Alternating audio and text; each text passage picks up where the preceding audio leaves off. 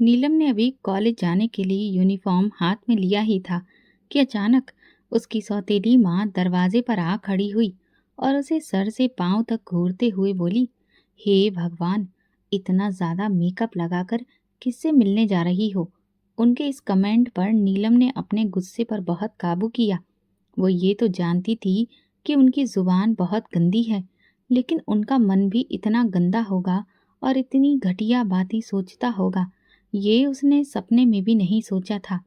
उसने परेशान नजरों से अपनी सौतेली माँ की तरफ देखा और अपने सफेद दुपट्टे को गले के आसपास डालते हुए उनके सामने किया। ये देखिए आंटी, मैंने कोई मेकअप नहीं किया है। अगर किया होता तो आपको नजर आ जाता। वो जानबूझकर उन्हें आंटी कहती थी क्योंकि वो उन्हें माँ कहने लायक नहीं समझती थी। उसकी इस बात पर वो एकदम किसी गंवार औरत की तरह हाथ लहराते हुए बोली, ओहो, बहुत तेज हो तुम। ये वकालत ना किसी और को दिखाना, समझी?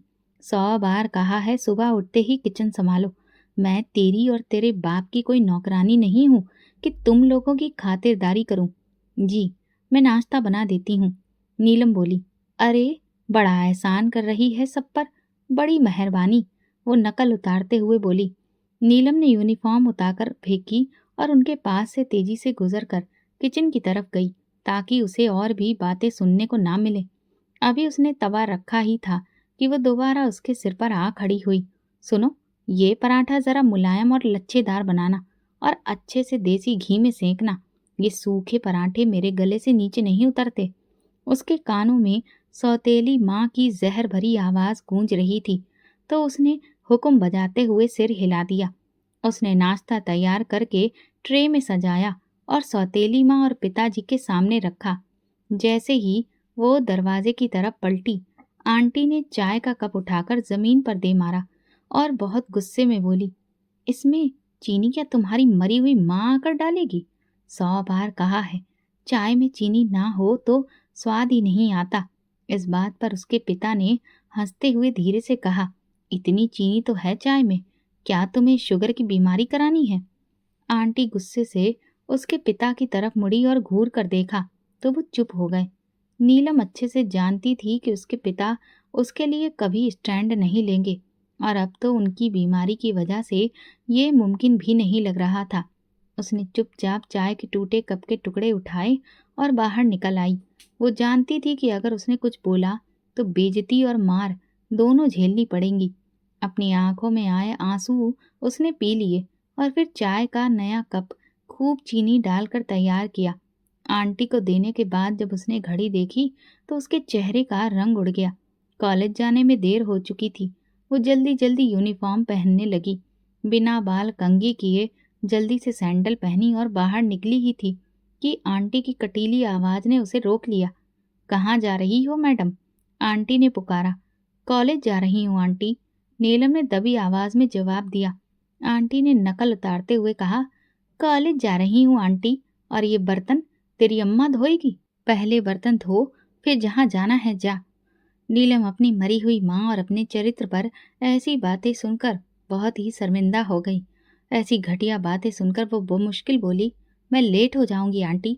तो क्या हुआ, ये काम ज्यादा जरूरी है, वो तीखे लहजे में बोली। नीलम के पास कोई चारा नहीं था। अंदर जाकर उसने जल्दी जल्दी बर्तन धोए और फिर तेजी से बाहर निकली। सड़क पार करते हुए वो बार बार घड़ी देख रही थी। वो 10 मिनट लेट हो चुकी थी। उसे कॉलेज के चौकीदार की गंदी नजर याद आई तो वो घबराई। उसके पूरे बदन में झुरझुरी सी दौड़ गई। नीलम अब हर दूसरे दिन उससे उलझ पड़ती थी और ये बात उसे बहुत बुरी लगती थी क्योंकि चौकीदार एक कुंवारा नौजवान था जो उसे जरूरत से ज्यादा फ्री होने की कोशिश करता था। उससे नीलम को घिन आती थी, इसीलिए वो हर मुमकिन कोशिश करती थी कि कॉलेज जल्दी पहुंचे। मगर आंटी रोज सुबह नाश्ते में ऐसी फरमाइशें करती थी कि देर हो ही जाती थी। वो परेशान सी दौड़ती हुई जैसे ही सड़क पार करने लगी, एक तेज रफ्तार गाड़ी उसके बहुत करीब आकर रुकी। गाड़ी के टायर जोर से चिरचिराए। नीलम को लगा आज तो जान से गई। वो तुरंत पीछे हटी और गुस्से से गाड़ी वाले की तरफ देखकर बोली, अंधे हो क्या? देखकर नहीं चला सकते? गाड़ी का दरवाजा खुला और उसमें से 6 फुट लंबा तगड़ा आदमी उतरा। चौड़ा सीना, फौजी कटबाल, हल्की दाढ़ी, कलाई पर चमड़े की घड़ी और हाथों की उंगलियों की उभरी नसें उसकी ताकत बयां कर रही थी। वो तेजी से उसकी तरफ बढ़ा। उसका बॉक्सर जैसा शरीर देखकर नीलम के दिल की धड़कनें तेज हो गईं। तुम्हें रोड क्रॉस करने की तमीज नहीं है, या किसी ने सिखाया ही नहीं है? उसकी नीली आंखें गुस्से से भरी थीं। नीलम घबरा गई, मगर जल्दी ही संभल गई। वो उन लड़कियों में से नहीं थी जो इतनी जल्दी डर जाएं। मुझे तमीज आती है, लेकिन लगता है आपको गाड़ी चलानी नहीं आती, नीलम ने तुनक कर कहा। उसके टी शर्ट से झांकते मसल्स में हरकत हुई। तुम एक पागल लड़की हो, सड़क के बीच चल रही हो। क्या गाड़ी वाले फुटपाथ पर चलें? ऊपर से मुंह जोरी भी करती हो। कभी गाड़ी देखी नहीं, इसीलिए इसे हवाई जहाज समझकर चलाते हो। नीलम बोली। क्या मतलब है तुम्हारा? तुम क्या बचपन से मेरे साथ पली बड़ी हो, जो मेरे बारे में बिना जाने कुछ भी बोले जा रही हो?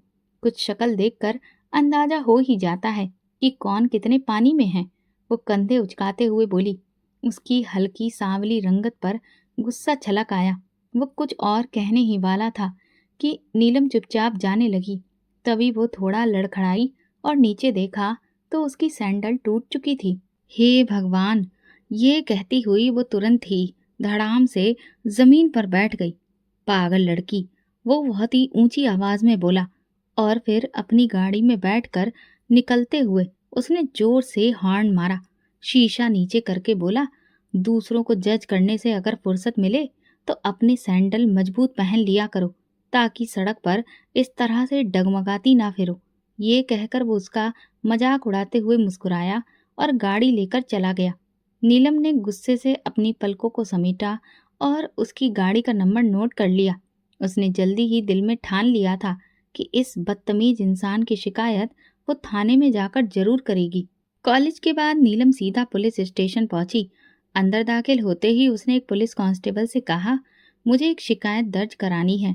कांस्टेबल ने जरूरी नजर डाली और फिर बेमन से बोला, अभी तो एसपी साहब ही कंप्लेंट दर्ज कर रहे हैं, उनके पास जाओ। नीलम झटके से गाड़ी का नंबर हाथ में पकड़े एसपी के दफ्तर पहुंची। दरवाजा खोलकर अंदर दाखिल हुई तो वहां एक एसपी सर झुकाए हुए किसी फाइल पर कुछ लिख रहे थे। सीने पर लगी नेम प्लेट पर उसका नाम सिद्धार्थ दर्ज था। वो गुस्से में बोली, सर, मुझे एक क्रिमिनल की शिकायत दर्ज करानी है। उसने आज सुबह मुझे जानबूझकर टक्कर मारी। नीलम ने गुस्से से कहा। एसपी सिद्धार्थ ने जैसे ही धीरे धीरे सिर उठाया, नीलम की नजरें उसके चेहरे पर पड़ी तो उसका चेहरा सफेद पड़ गया। वो वही इंसान था, वही बदतमीज आदमी जिससे उसकी सुबह झड़प हुई थी। एसपी सिद्धार्थ ने सख्त नजरों से नीलम को देखा, बॉल पेन मेज पर पटका और कमर कुर्सी से लगाते हुए बोला, तो वो आदमी बदतमीज और क्रिमिनल है? कोई क्रिमिनल रिकॉर्ड बता सकती हैं उसका? मुझे बहुत खुशी होगी उस पर एफआईआर दर्ज करके। नीलम घबरा गई, जल्दी में कुछ ज्यादा बोल गई थी, वो भी उसी के लिए जो कि सामने ही बैठा था। वो बस टक्कर हुई थी, नीलम ने घबराकर कहा। सिद्धार्थ ने तंजिया मुस्कान लबों पर सजाते हुए कहा, तो क्या सिर्फ टक्कर से कोई क्रिमिनल बन जाता है? तुमने तो बहुत बड़ा इल्जाम लगा दिया। नहीं नहीं, टक्कर नहीं हुई थी, कुछ भी नहीं हुआ था, मैं चलती हूँ। वो जैसे ही खड़ी हुई, एसपी सिद्धार्थ सख्त नजरों से देखकर बोला, ऐसे कैसे चली जाओगी? अब तो ये बात साबित करनी पड़ेगी तुम्हें। नीलम बोल पड़ी, मुझे रिपोर्ट नहीं लिखवानी, मैं जा रही हूँ। जैसे ही वो जाने लगी, सिद्धार्थ ने सख्त लहजे में कहा, बैठो। नीलम के कदम वहीं रुक गए। उसी पल दरवाजा खुला और एक सीनियर अफसर अंदर दाखिल हुआ। एसपी सिद्धार्थ ने फौरन उठकर उन्हें सलाम किया। अफसर ने नीलम की तरफ देखा। क्या बात है बेटा, क्या प्रॉब्लम है? नीलम घबरा गई। मुझे कंप्लेंट करनी थी, लेकिन अब नहीं करनी, अफसर ने नरमी से कहा। बेटा, अगर कोई प्रॉब्लम है तो बेफिक्र होकर बताओ। एसपी सिद्धार्थ हमारे मेहनती और काबिले तारीफ अफसर हैं, ये तुम्हारी मदद करेंगे। फिर वो सिद्धार्थ की तरफ मुड़कर बोले, इन्हें चाय पानी पिलाओ और इनकी रिपोर्ट दर्ज करो। इस तरह से लोगों का हम पर भरोसा और बढ़ेगा।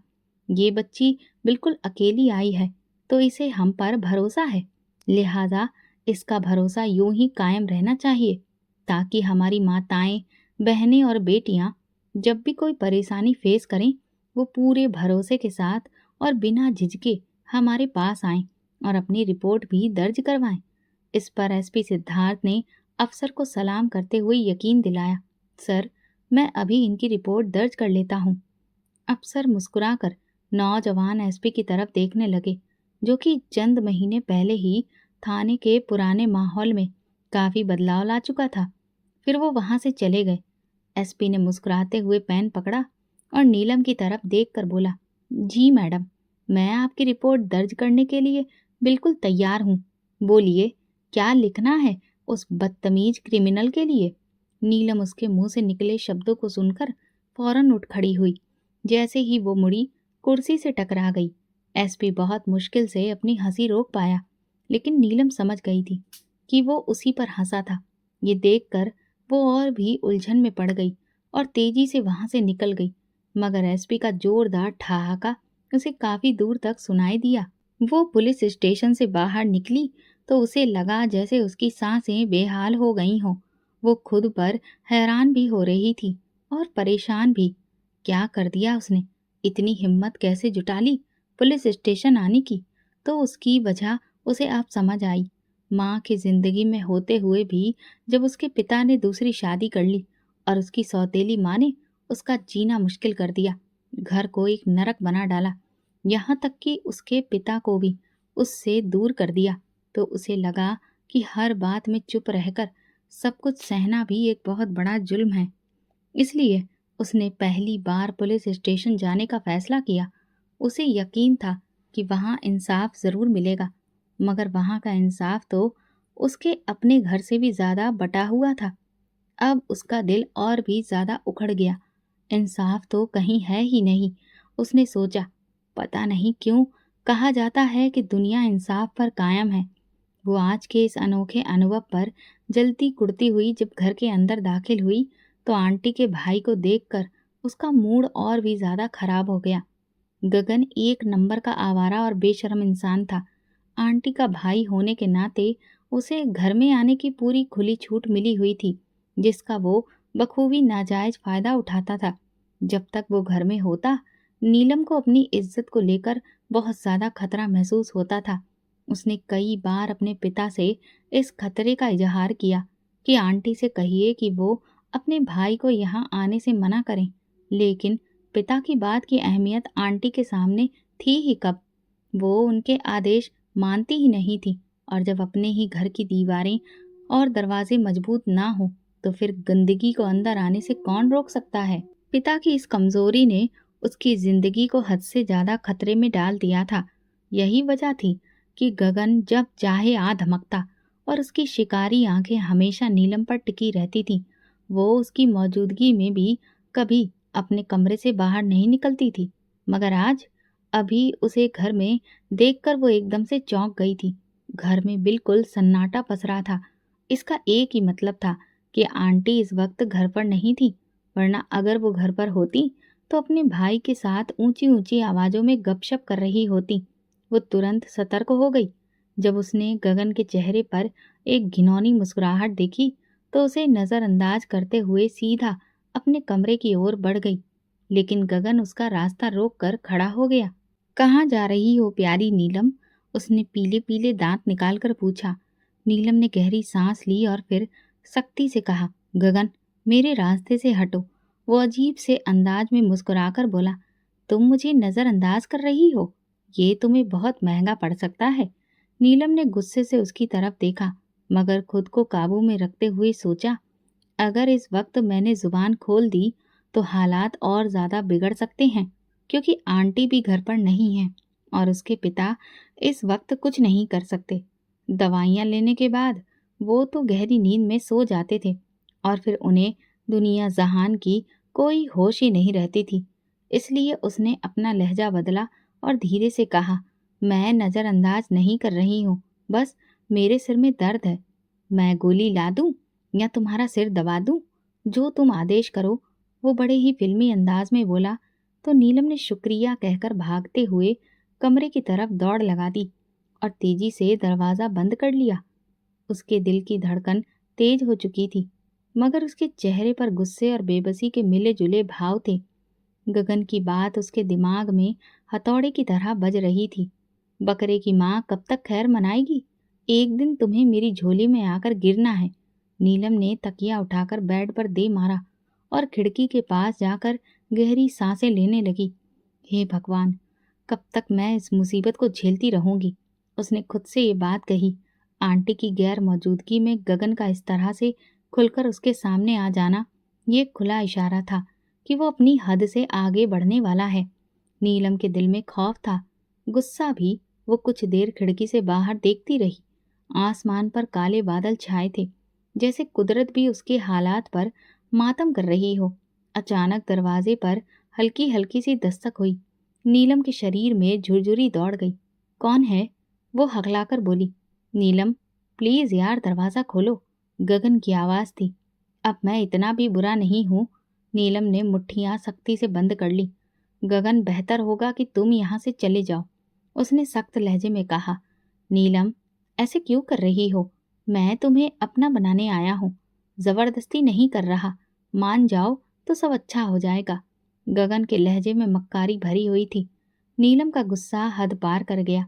तुम्हें समझ में नहीं आता? मैं तुमसे नफरत करती हूँ। मेरे रास्ते से हट जाओ वरना। वो रुकी। गगन हंस दिया। वरना क्या? पुलिस को बुलाओगी? तो ये शौक भी पूरा कर लो। उसकी आवाज जहर से भरी थी। नीलम ने दांत पीसते हुए कहा, तुम जैसे घटिया लोगों की सोच बस इतनी ही है। गगन ने फिर दरवाजा बजाया। अरे मुझसे चिढ़ती क्यों हो? बाहर आओ, तुमसे जरूरी बात करनी है। नीलम का सब्र जवाब दे गया। वो चिल्लाकर बोली, मुझे तुमसे कोई जरूरी बात नहीं करनी। बेहतर होगा तुम यहाँ से चले जाओ और जब घर पर आंटी हुआ करें तो उन्हीं की मौजूदगी में आया करो। तो वो घटिया लहजे में बोला, अरे उनकी मौजूदगी में भी आ जाऊंगा। तुम उनकी मौजूदगी में भी मुझसे नहीं बच सकती। नीलम, जिद छोड़ दो। मैं तुम्हारे भले के लिए कह रहा हूँ। तुम्हें क्या लगता है तुम इनकार करोगी तो मैं पीछे हट जाऊंगा? उसके लहजे में धमकी साफ झलक रही थी। नीलम ने बिना एक पल गंवाए दरवाजे को लॉक लगा दिया। तुम जितनी मर्जी कोशिश कर लो, मैं कभी तुम्हारी नहीं बनूंगी। ये मेरा आखिरी फैसला है, उसने दो टूक लहजे में कहा। गगन कुछ पल खामोश रहा, फिर गुस्से से बोला, देखते हैं तुम्हारा ये फैसला कब तक कायम रहता है। फिर वो वहां से चला गया या नहीं, नीलम को नहीं पता, मगर नीलम बहुत थक चुकी थी। उसने दीवार से टेक लगा ली। उसका दिल जोर जोर से धड़क रहा था। वो जानती थी कि मामला इतनी आसानी से खत्म नहीं होने वाला। उसका सामना एक ऐसे दरिंदे से था जो अपनी बात मनवाने के लिए किसी भी हद तक जा सकता था। काश, काश माँ आप जल्दी ना चली जाती। अपनी माँ को याद करते हुए उसकी आंखें आंसुओं से भर आईं। लेकिन उसने जल्दी ही अपनी किताब खोली, क्योंकि उसके मन में ये बात कहीं पर अटक गई थी कि उसकी सारी मुश्किलों का हल सिर्फ और सिर्फ पढ़ाई है। लेकिन नीलम की जिंदगी में तूफानों की कमी नहीं थी। उसके मन में एक बात अटक गई थी, वो जल्द से जल्द कॉलेज की पढ़ाई पूरी करके नौकरी कर लेगी। मगर वो नहीं जानती थी कि कॉलेज की पढ़ाई के दौरान उसकी जिंदगी किस तरह के तूफान में घिर जाएगी। एक दिन कॉलेज के फंक्शन में इलाके के एक बहुत ही मशहूर राजनेता विक्रम शेखावत को चीफ गेस्ट के तौर पर बुलाया गया था। नीलम को कार्यक्रम में मेजबानी के लिए सबसे आगे रखा गया था, मगर विक्रम शेखावत माइक पर खड़ी इस खूबसूरत सी लड़की पर फिदा हो गया। अभी प्रोग्राम जारी ही था कि विक्रम ने कॉलेज के प्रिंसिपल से उसका नाम पूछा। प्रिंसिपल एकदम से चौंक गई, क्योंकि वो विक्रम की आंखों में छुपी हुई हवस देख चुकी थी। लेकिन वो ये भी जानती थी कि अब उस लड़की को रोक नहीं सकती, क्योंकि जिस चीज पर विक्रम शेखावत की नज़र पड़ जाती है उसे बर्बाद होने से कोई नहीं रोक सकता। विक्रम ने प्रिंसिपल से कहा, इस लड़की को अपने दफ्तर में बुलाइए, मुझे उससे कुछ बात करनी है। प्रिंसिपल ने नरमी से कहा, अभी तो वो प्रोग्राम ही होस्ट कर रही है, फंक्शन खत्म हो जाए तो मैं आपकी मुलाकात अरेंज करवा देती हूँ। विक्रम की आंखों में एकदम से गुस्सा आ गया और वो बढ़कर बोला, मैं कोई इतना खाली आदमी नहीं हूँ कि तुम्हारे फंक्शन के खत्म होने तक यहाँ पर बैठा रहूं। मुझे 100 काम होते हैं और जितना कहा है उतना करो। प्रिंसिपल ने जी हुजूरी करते हुए फौरन वहां से उठकर नीलम को बैक स्टेज बुलवाया और उसे अपने साथ प्रिंसिपल ऑफिस चलने को कहा। नीलम हैरान हुई, लेकिन प्रिंसिपल को इनकार करने की हिम्मत ना कर सकी और फिर उनके साथ ऑफिस पहुंची। नीलम ने हौले से पूछा, मैम सब ठीक है? प्रिंसिपल मुस्कुराते हुए बोली, तुम बहुत खुशकिस्मत हो, विक्रम शेखावत तुमसे बात करना चाहते हैं। नीलम अभी कुछ कहने ही वाली थी कि विक्रम ऑफिस में दाखिल हुआ तो वो सीधी होकर खड़ी हो गई। प्रिंसिपल ने विक्रम के इशारे पर कमरा छोड़ दिया। नीलम ने सोचा शायद ये कॉलेज के फंक्शन या फिर किसी चैरिटी वेलफेयर के मामले पर बात करना चाह रहे हैं, लेकिन जल्दी ही उसकी गलतफहमी दूर हो गई और उसे अच्छे से अंदाजा हो गया कि विक्रम का मकसद कुछ और है। विक्रम ने मुस्कुराते हुए कहा, आओ नीलम, मेरे पास बैठो। उसने अपने साथ सोफे पर बैठने का इशारा किया तो नीलम झिझक गई। अरे क्या सोच रही हो? वहां स्टेज पर तो पटर पटर बोल रही थी, मेरे पास खड़ी हुई तो चुप हो? अरे भाई, दो बातें हमसे भी कर लो। हाँ, खा थोड़ी ना जाऊंगा तुम्हें। ये कहकर वो बिना वजह हंसने लगा, जैसे ये जताना चाह रहा हो कि वो कितना खुश मिजाज है। मगर नीलम बेचारी बेबस हो गई और सामने वाले सोफे पर सिकुड़ कर बैठ गई। विक्रम खामोशी से उसे सिर से पैर तक घूरता चला गया, जैसे कि आंखों ही आंखों में उसे निगल जाएगा।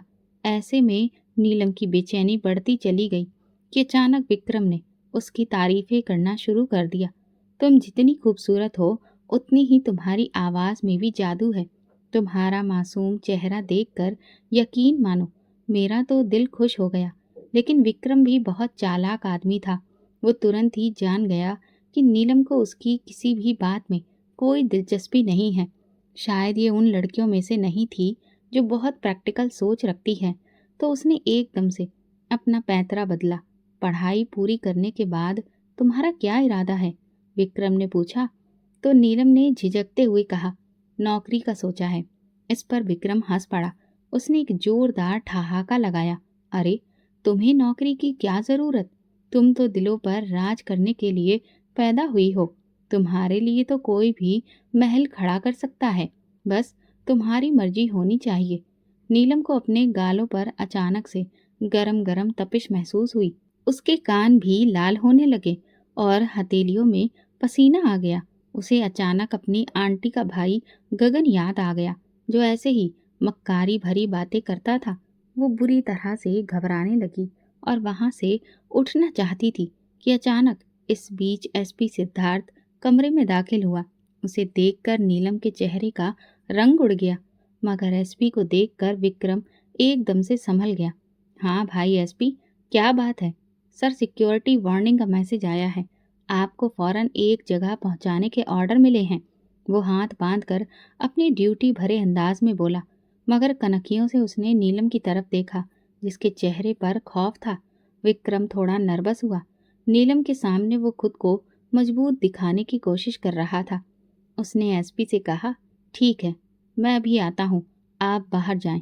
मगर उससे पहले कि सिद्धार्थ बाहर निकलता, नीलम फौरन खड़ी हो गई और बोली, मुझे इजाज़त दीजिए। विक्रम ने अपनी जेब से विजिटिंग कार्ड निकाला और नीलम की तरफ बढ़ाया। ये लो, इस पर मेरा नंबर लिखा है, मुझे कॉल ज़रूर करना। नीलम ने ठंडे लहजे में कहा, मेरे पास मोबाइल नहीं है। उसके उखड़े लहजे को सिद्धार्थ ने महसूस किया और नज़र उठाकर नीलम की तरफ देखा। उसे लगा जैसे ये लड़की बाकी लड़कियों से बहुत अलग है, जो किसी के स्टेटस से प्रभावित होना नहीं जानती। लेकिन विक्रम नीलम की बात सुनकर मुस्कुरा दिया। मोबाइल का इंतजाम हो जाएगा और आज ही होगा, तुम फिक्र मत करो। नीलम ने अब वहां और रुकना ठीक नहीं समझा और तुरंत ऑफिस से बाहर निकल गई। उसका दिल तेजी से धड़क रहा था, लेकिन अब की बार दिल धड़कने की वजह एसपी सिद्धार्थ था, जिसे वो दोबारा से देख गई। ये तो उसने सोचा ही नहीं था। कॉलेज का फंक्शन खत्म होते ही वो उलझे दिमाग के साथ बाहर निकली थी कि अचानक एक काले शीशे वाली गाड़ी उसके करीब आकर रुकी।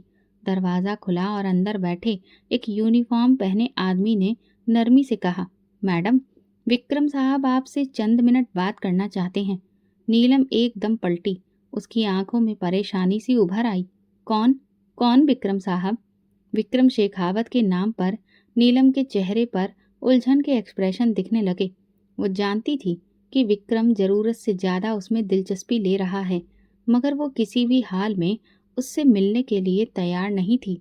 नीलम ने सख्त लहजे में जवाब दिया, मुझे किसी से कोई बात नहीं करनी, रास्ता दीजिए। आदमी के चेहरे पर नरमी के बावजूद आंखों में एक अजीब सी धमकी झलक रही थी। ये आपकी सलामती के लिए है मैडम, आप इनकार करके हालात को अपने खिलाफ ना करें। उसकी बात सुनते ही नीलम का शरीर एकदम से लड़खड़ा गया। वो पीछे हटने ही लगी थी कि तभी किसी का भारी और सख्त लहजे में उसे आवाज सुनाई दी। क्या बात है? बिना वजह इस लड़की को यहाँ पर क्यों रोका है? नीलम ने हैरानी से सिर उठाकर देखा तो सामने एसपी सिद्धार्थ तेज कदमों से उनकी तरफ आता दिखाई दिया। उसका चेहरा सपाट था और आंखों में सख्ती। वो उनसे लगभग करीब पहुंचा, लेकिन नीलम की तरफ देखने से उसने गुरेज किया। सर जी, ये विक्रम शेखावत की बात है। उस आदमी के चेहरे पर घिनौनी मुस्कुराहट थी। इतना सुनते ही एसपी सिद्धार्थ के होंठ सख्ती से भींच गए। मलखान, तुम जानते हो कि इस वक्त विक्रम शेखावत की जान कितने खतरे में है। हमें फुल सिक्योरिटी तैनात करने का हुक्म दिया गया है, तो क्या ये सब बिना वजह है? नहीं सर। मलखान सिद्धार्थ की बात पर एकदम अलर्ट हो गया और अगली गाड़ी वाले को चलने को कहा। यहाँ से जितनी जल्दी हम निकलें उतना ही बेहतर है। भगवान ना करे अगर कुछ हुआ तो यही विक्रम शेखावत अपनी अदाओं का जिक्र भूल जाएगा और फिर गिरेबान हमारा पकड़ेगा। हम तुम लोगों का तो कुछ भी नहीं बिगड़ पाएगा। मलखान ने सर हिलाया जैसे बात की तह तक पहुंच गया हो, फिर एकदम सैल्यूट करते हुए फौरन बोला, ठीक है सर, मैं बताता हूँ। वो तेजी से अगली गाड़ी की तरफ दौड़ा जहां विक्रम शेखावत की गाड़ी भी मौजूद थी। नीलम धड़कते दिल के साथ ये सब खामोशी से देख रही थी। उसकी आंखें खौफ से भरी पड़ी थी। एसपी सिद्धार्थ ने एक नज़र उस पर डाली और सख्त लहजे में बोला, तुम यहाँ से जितनी जल्दी हो सके घर चली जाओ। उसकी आवाज में कोई लगाव नहीं था, जैसे कि वो आदेश दे रहा हो। नीलम ने पहली बार किसी मर्द की शक्ति को सुरक्षा के एहसास में ढलते देखा था। वो शक्ति जो उसने हमेशा नफरत और जबरदस्ती की सूरत में महसूस की थी, आज किसी रखवाले की तरह उसके आसपास खड़ी हो गई थी। उसके साय में नीलम की सांसें तेज तेज चल रही थीं और दिल बुरी तरह से धड़क रहा था। लेकिन मर्द की मौजूदगी में उसे ना तो कोई डर महसूस हो रहा था और ना ही घबराहट, बल्कि एक अजीब सा सुकून था। उस दिन जो कुछ भी सिद्धार्थ और नीलम के बीच में हुआ था वो आज से बिल्कुल अलग था। आज वो उसके सामने एक अलग अंदाज में था और सिद्धार्थ ने नीलम को किसी मसीहा की तरह लग रहा था जो ऐन वक्त पर आकर उसे शिकारी के चुंगल से बचाने आ गया था। विक्रम के प्रोटोकॉल की वजह से दूर दूर तक कोई गाड़ी नहीं थी। नीलम इधर उधर देखने लगी। तभी सिद्धार्थ ने उसकी मजबूरी को महसूस कर लिया। उसने नीलम से कहा, मेरे साथ आओ। वो ये कहकर आगे बढ़ा और उसने ये देखना भी जरूरी नहीं समझा कि वो उसकी बात सुनकर उसके पीछे आएगी या नहीं, लेकिन नीलम किसी रोबोट की तरह उसके पीछे चल पड़ी, क्योंकि वो जानती थी कि अगर आज एसपी वक्त पर ना आता तो शायद वो विक्रम के बिछाए जाल में बुरी तरह से उलझ जाती। उसके दिमाग में गगन की मक्कार हंसी गूंजने लगी जो हमेशा कहता था, बकरे की माँ कब तक खैर मनाएगी। आज भी वही बात उसे याद आई, मगर आज वो एक दरिंदे के चुंगल में आने से बच गई थी। एसपी ने दूर खड़े एक टैक्सी वाले को इशारा किया तो वो फौरन अपनी टैक्सी लेकर उनके पास पहुंचा। नीलम को बिना देखे उसने कहा, जल्दी से बैठो। फिर टैक्सी वाले से धीरे से कहा, मैडम को यहाँ से जल्दी से निकालो और इन्हें फौरन घर पहुंचाकर मुझे रिपोर्ट दो। शायद टैक्सी वाला भी सादा लिबास में उन्हीं का आदमी था, लेकिन नीलम बिना डरे सिद्धार्थ पर पूरे भरोसे के साथ टैक्सी में बैठ गई। सिद्धार्थ किसी गुप्तचर की तरह आसपास का जायजा लेने लगा और फिर नीली आंखें नीलम की तरफ आहिस्ता से उठी। नीलम, घबराने की जरूरत नहीं है, ये तुम्हें सुरक्षित घर छोड़ देगा और आइंदा कोई भी दिक्कत हो तो सोचो मत, मुझे बताना। ये कहकर उसने नीलम के जवाब का इंतजार नहीं किया और एकदम टैक्सी वाले के पास जाकर खड़ा हो गया। उसने उसे खुफिया इशारा किया जिसे नीलम ने भी देख लिया। इशारा मिलते ही टैक्सी वाले ने टैक्सी स्टार्ट की और तेजी से आगे बढ़ गया। नीलम ने सीट से पीठ टिकाई और आंखें बंद कर ली। सिद्धार्थ की नीली आंखें छपाक से उसकी बंद आंखों में झांकने लगी तो उसने घबराकर आंखें खोल दी, मगर उसके गुलाबी होठों पर एक खूबसूरत मुस्कुराहट फैल गई। पहली बार जिंदगी मुश्किल होते हुए भी उसे हल्की फुल्की लगने लगी। शायद ये एसपी सिद्धार्थ की शख्सियत का कमाल था, या भगवान तेरा शुक्र है तूने इस मुश्किल घड़ी में अपना एक नायक भेजा, वरना मेरे लिए तो ये एक बंद गली थी जहां मैं खड़ी थी। अगर उस वक्त एसपी ना आता तो क्या पता मुझे जबरदस्ती विक्रम की गाड़ी में बिठा दिया जाता तो फिर मेरा क्या होता। ये सोचते ही उसने एक गहरी सांस ली। आए दिन अखबारों में वो ऐसी खबरें पढ़ती रहती थी जिनमें लड़कियों के साथ गलत होता था और फिर उन्हें सड़क पर फेंक दिया जाता था। ये तो एक छोटी सी खबर होती है जो कुछ दिनों बाद पढ़ने वालों के दिल और दिमाग से उतर जाती है, लेकिन जिस पर ये बीतती है उसकी तो सारी जिंदगी ही उजड़ जाती होगी। टैक्सी जब उसके घर के पास रुकी तो वो एकदम से जैसे होश में आ गई। अपने घर को सामने देखकर उसकी आंखों में अपने आप ही आंसू आ गए और साथ ही साथ दिल में एक शुक्रगुजारी का जज्बा भी पैदा हुआ कि वो इज्जत, शर्म और पर्दे के साथ अपने घर लौट आई। उसने अपना बैग खोलकर उसमें से पैसे निकाल ही रही थी कि टैक्सी वाले ने कहा, एसपी साहब पैसे दे चुके हैं। और ये कहकर उसने टैक्सी आगे बढ़ा दी तो नीलम ने पैसे अपनी मुट्ठी में बंद कर लिए और घर के अंदर दाखिल हो गई। नीलम जैसे ही घर पहुंची, आंटी ने फौरन उस पर सवालों की बौछार कर दी। ये आज टैक्सी में क्यों आई हो और टैक्सी वाले से क्या बातें कर रही थी? नीलम ने थका हारा सा जवाब दिया, आज कॉलेज रोड की तरफ से हड़ताल थी तो इसीलिए रिक्शा की जगह टैक्सी ले ली। उसका दिल चाहा कि वो सच सच बता दे, लेकिन उसने खामोश रहना ही ठीक समझा। आंटी ने फिर से एक जहरीली मुस्कुराहट के साथ कहा, अच्छा, लेकिन ख्याल रखना कहीं किसी टैक्सी वाले के साथ घुलना मिलना ना हो जाए। नीलम ने गुस्से से उनकी तरफ देखा और खामोश रही। अचानक दरवाजे पर दस्तक हुई तो आंटी ने एकदम से जाकर दरवाज़ा खोला। सामने एक शख्स खड़ा था, हाथ में खूबसूरत गिफ्ट का बैग पकड़े हुए। नीलम मैडम घर पहुंच गई हैं, उसने सवाल किया। आंटी ने हैरानी से उसकी तरफ देखा और पूछा, आप कौन हैं और नीलम मैडम के बारे में पूछने का क्या मकसद है? ये नीलम मैडम के लिए है, विक्रम साहब ने भिजवाया है, उस आदमी ने जवाब दिया। विक्रम साहब? आंटी ने हैरानी से कहा, ये कौन है? आपसे गुजारिश है ये नीलम जी तक पहुंचा दीजिए, वो अच्छी तरह उन्हें जानती हैं, उस आदमी ने जवाब दिया। नीलम ने दरवाजे के पीछे से ये सब सुना था। उसका दिल बुरी तरह से धड़कने लगा। वो फौरन से आगे आई और गुस्से से कहा, देखिए, मैं किसी भी विक्रम को नहीं जानती, मुझे गिफ्ट नहीं चाहिए। बेहतर होगा आप ये वापस ले जाएं और उन्हें बताएं कि दोबारा इस तरह की कोई चीज़ हमारे घर ना भेजें। लेकिन एकदम से आंटी ने उस आदमी के हाथ से वो गिफ्ट झपट लिया तो वो आदमी मुस्कुराता हुआ वहां से चला गया। नीलम को आंटी की इस हरकत पर बहुत गुस्सा आया और वो उन पर बिगड़ गई। क्या ज़रूरत थी आपको ये गिफ्ट लेने की? लेकिन आंटी नीलम की बात अनसुनी करते हुए गिफ्ट का पैकेट खोल रही थी और जैसे ही उनकी नज़र मोबाइल पर पड़ी तो उनकी आंखें बड़ी बड़ी फैल गईं। अरे, ये कितना महंगा मोबाइल है, लगता है किसी बहुत ही अमीर आदमी ने भिजवाया है। अरे वाह, तुमने तो काफ़ी ऊंचा हाथ मारा है लड़की। उनकी बात सुनकर नीलम सिर हिलाते हुए बोली, कभी तो सोच समझकर बोला करिए आंटी, क्या बाजारी जुबान इस्तेमाल करती रहती हैं आप? ये वापस कर दें। अरे नीलम, थोड़ी सी दुनियादारी सीखो। अगर खुशहाली हमारे दरवाजे पर दस्तक दे रही है तो शुक्र करो।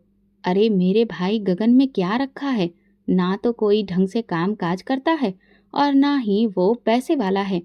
अगर ये अमीर आदमी तुमसे शादी कर ले तो हम सबके बारे न्यारे हो जाएंगे। नीलम उनकी बातें सुनकर गम और गुस्से से भर गई। वो उन्हें जताना चाहती थी कि ना तो उसे गगन में कोई दिलचस्पी है और ना ही विक्रम में, लेकिन वो जानती थी कि ये बातें इस लालची औरत को समझाने का कोई फायदा नहीं। वो अपने कमरे में आ गई। अचानक मोबाइल की रिंगटोन बजी। आंटी ने फौरन मोबाइल उठाया और कॉल कान से लगाई। दूसरी तरफ विक्रम की खुशी से भरी आवाज गूंजी तो आंटी एकदम से इठलाकर बोली, मैं नीलम की माँ बात कर रही हूँ। थोड़ी देर बाद वो एकदम खुश होकर बोली, आप हमारे घर आना चाहते हैं? जरूर विक्रम साहब, आपका अपना ही घर है, जब चाहे आ जाइए। आज शाम भी आ सकते हैं, हम आपका बेसब्री से इंतजार करेंगे। ये सुनकर नीलम का दिल घबराने लगा। आंटी ने ये बात इतनी बेपरवाही से कह दी थी कि नीलम ने तुरंत इशारों से मना किया, मगर आंटी ने उसकी एक नहीं सुनी। ठीक है विक्रम साहब, आप कल आ जाइए, हम आपका इंतजार करेंगे। ये कहकर आंटी ने फोन बंद कर दिया। नीलम का दिल तेजी से धड़कने लगा। उसने अपना सर पकड़कर कहा, अब क्या होगा? उसे ये समझ नहीं आ रहा था कि वो इस मुसीबत से कैसे निकले। आंटी ने विक्रम को दावत दे दी थी और अब वो यकीनन आएगा। ये सोचकर ही नीलम का दिल बैठा जा रहा था। नीलम की आंखों के सामने विक्रम का वो घिनौना चेहरा और उसकी आंखों में बसी हुई हवस की झलक बार बार सामने आ रही थी। काश उसकी किसी सहेली का घर होता तो वो इस दौरान उसके घर चली जाती। वो सोच सोच कर पागल सी हो रही थी कि आखिर अब क्या करे, कहाँ जाए। उसके सामने दो ही सवाल खड़े थे जिनका जवाब उसके पास मौजूद नहीं था। वो परेशान होकर अपने कमरे में चली गई और परेशानी में टहलने लगी। उसके दिल में एक ही ख्याल घूम रहा था, जो सब उसके घर तक मालूम कर सकता है, उसके घर वालों को गिफ्ट देकर अपनी जेब में कर सकता है। वो इससे भी ज्यादा हथकंडे इस्तेमाल करना जानता होगा और वो किसी अच्छे इरादे से उनके घर नहीं आ रहा था। अगर उसे बात समझ आ रही थी तो आंटी, जो कि इतनी चालाक औरत थी, क्या उनकी समझ में ये नहीं आया होगा? लेकिन वो औरत लालची थी। जहां से चार पैसे मिलने की उम्मीद होती है, बस वो वहीं पर लुढ़क जाती है। ऐसे ही तो उन्होंने पिताजी को अपने काबू में नहीं किया था, जब नवीन मार्केट में उनकी दुकान पर चांदी ही चांदी हुआ करती थी। लेकिन शायद वो ये बात भूल गई थी कि पिता के पैसों में जो तरक्की थी वो उनकी पत्नी की मेहनत और ढेर सारी कुर्बानियों के बाद आई थी। लेकिन इस लालची औरत ने उनके घर में दीमक लगाकर पिता से शादी रचा ली और उसकी बीमार माँ और भी ज्यादा बीमार पड़ गई और ये सदमा सह न पाई। फिर सौतन का दुख उन्हें मौत के पास ले गया। एक रात उन्हें हार्ट अटैक हुआ और मौके पर ही उनकी डेथ हो गई। उसके बाद पिता की चलती हुई दुकान भी बंद हो गई।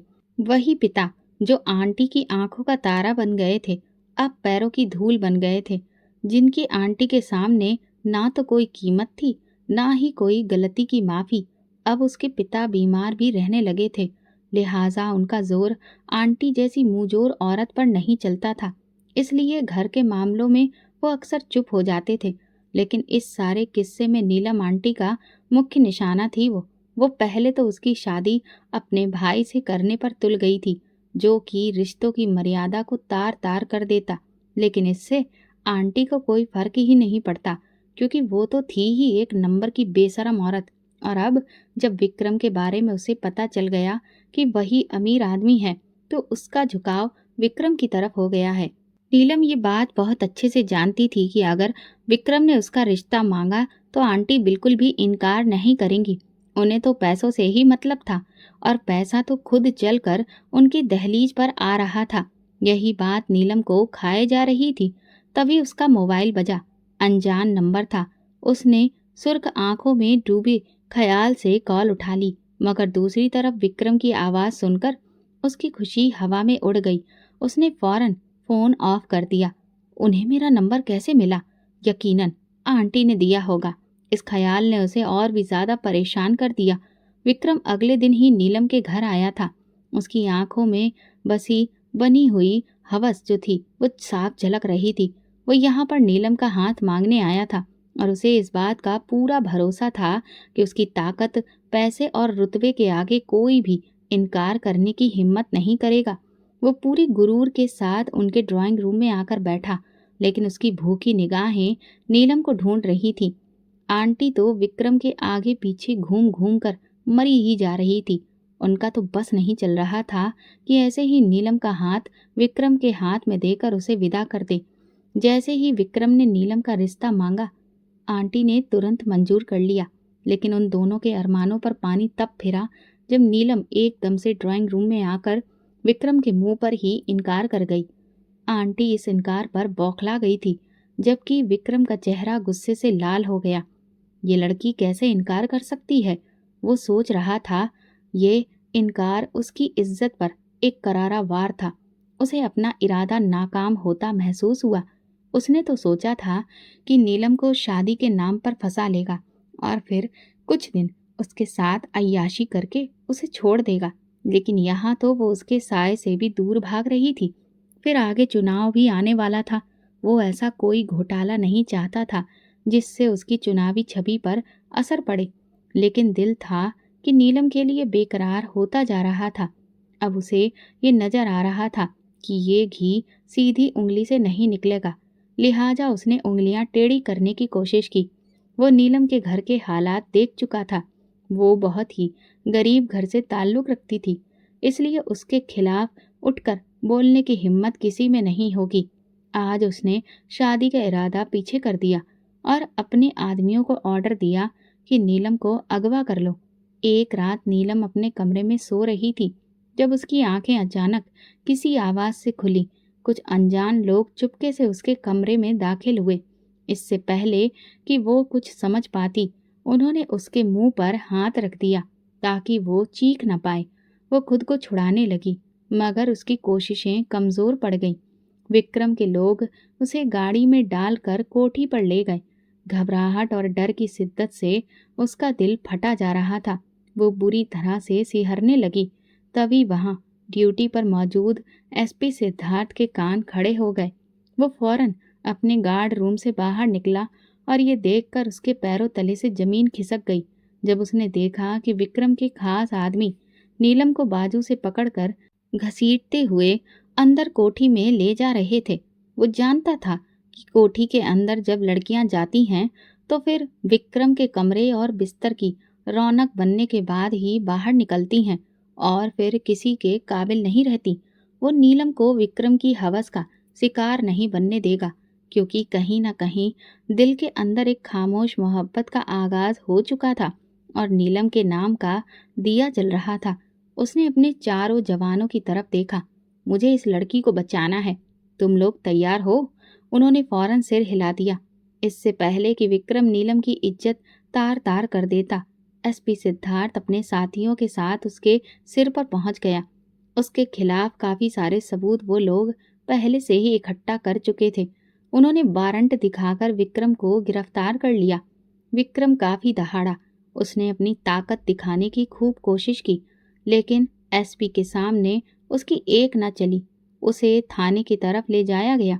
सिद्धार्थ नीलम के पास आया, जो कोने में खड़ी कांप रही थी। ये तीसरी बार था जब सिद्धार्थ उसे बचाने के लिए किसी फरिश्ते की तरह वहां मौजूद था। वो दौड़कर उसके सीने से लगकर रोने लगी।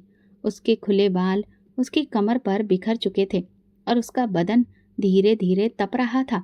सिद्धार्थ ने उसके बालों पर थपकी दी और उसे खुद से अलग किया। तुम सुरक्षित हो, रो क्यों रही हो? लेकिन हर बार मैं कैसे सुरक्षित रह सकती हूँ? मैं हूं ना। नीली आंखों में पूरे यकीन से उसने कहा। वो खुशी से रो पड़ी। चलो, मैं तुम्हें घर छोड़ देता हूँ। वो भरोसे के साथ उसकी हमराही में चली, लेकिन जब वे घर पहुंचे तो आंटी ने दरवाजा खोलने से इनकार कर दिया।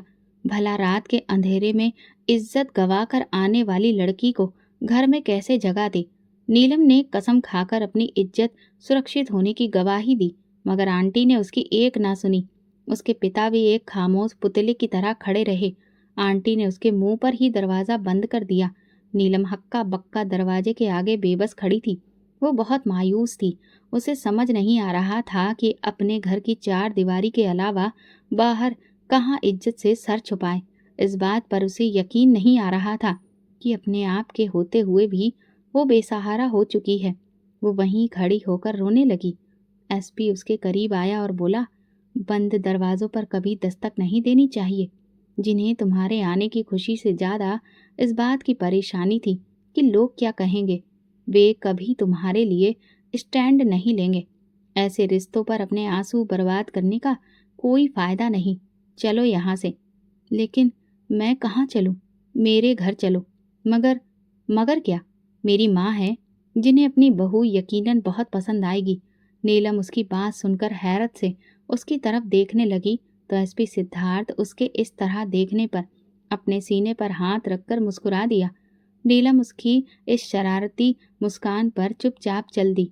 सिद्धार्थ के साथ उसके घर की ओर जाते हुए उसके दिल में बस एक ही ख्याल था, भगवान कभी भी किसी इंसान पर जरूरत से ज्यादा बोझ नहीं डालता और ना ही नाइंसाफी करता है।